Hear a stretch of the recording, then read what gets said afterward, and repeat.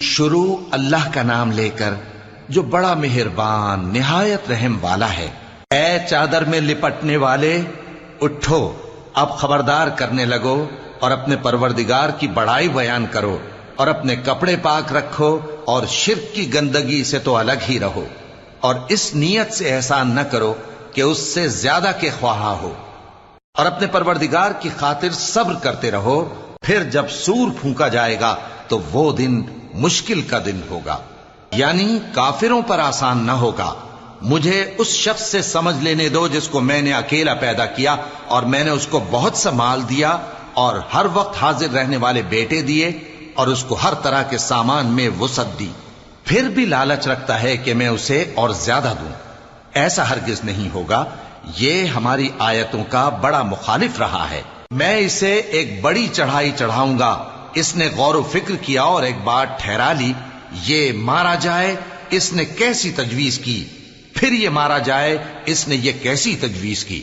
پھر اس نے نگاہ کی، پھر تیوری چڑھائی اور منہ بگاڑا، پھر پیٹ پھیر کر چلا اور تکبر کیا، پھر کہنے لگا یہ تو جادو ہے جو پہلے لوگوں سے برابر ہوتا آیا ہے۔ پھر بولا یہ اللہ کا کلام نہیں بلکہ بشر کا کلام ہے، میں ان قریب اس کو سقر میں داخل کروں گا، اور تم کیا سمجھے کہ سقر کیا ہے؟ وہ ایسی آگ ہے کہ نہ باقی رکھے گی اور نہ چھوڑے گی، اور بدن کو جھلس کر سیاہ کر دے گی۔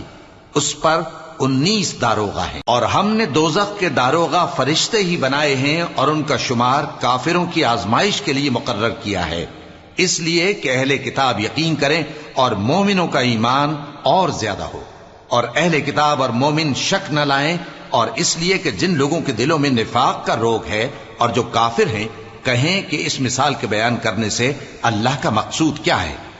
اسی طرح اللہ جس کو چاہتا ہے گمراہ رہنے دیتا ہے اور جس کو چاہتا ہے ہدایت دیتا ہے، اور تمہارے پروردگار کے لشکروں کو اس کے سوا کوئی نہیں جانتا، اور یہ قرآن تو بنی آدم کے لیے نصیحت ہے۔